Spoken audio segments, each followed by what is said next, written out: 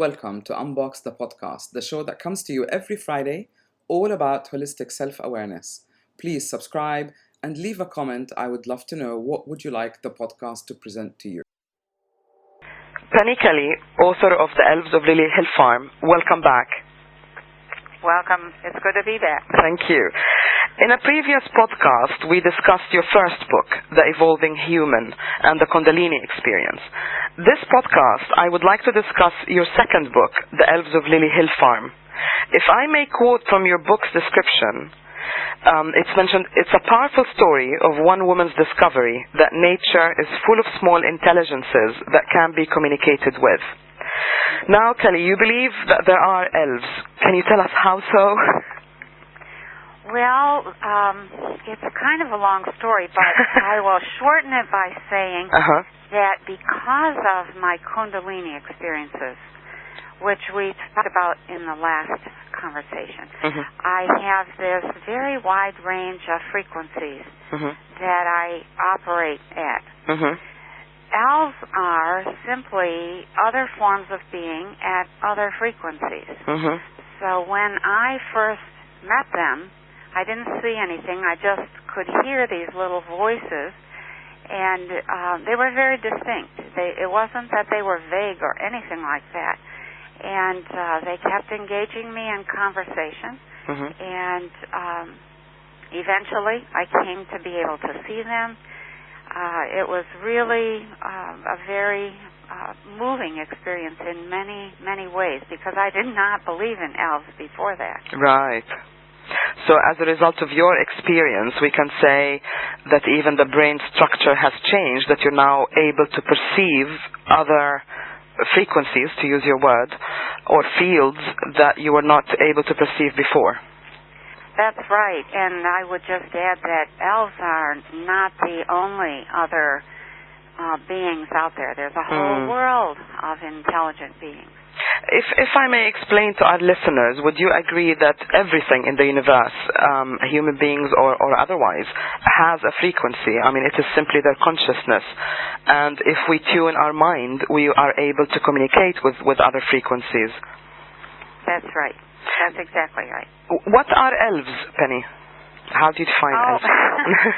Someone asked me that question once in a radio interview, and I was absolutely stumped. And I ended up going back out to talk. The elves that I came to know, and I've now been in relationship with for 16 years.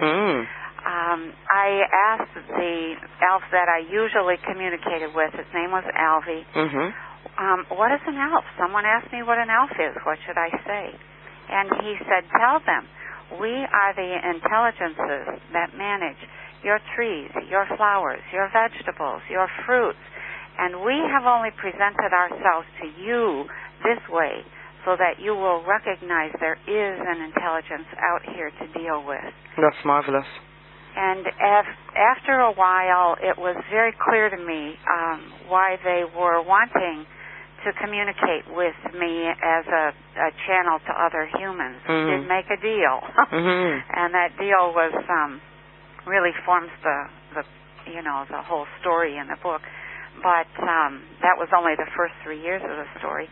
And as I worked with them, I came to understand that they were concerned that we were going to destroy the entire earth, and they were wanting to work, and still are, with as many humans as possible. That's very interesting. So it's an energy that is, perhaps, can we say, is it responsible for all the flora? Yes, and there are numerous forms of that energy, but basically you've got the idea. When or where did you first meet the elves, and what was the nature of the deal you made with them? It was back in 1990. I was very concerned. I was worried. Saddam Hussein had invaded Kuwait, and I was about to, put an 18-year-old boy out there into the world, and I was very afraid that he was going to be drafted and sent off to fight in some distant war. And I couldn't focus on my work, and so one day I went for a walk toward the back of the farm. And I was on that walk when I first heard the voices of the elves, And I didn't say anything much at all in that first encounter. But I did say to my husband, I think I met some elves today.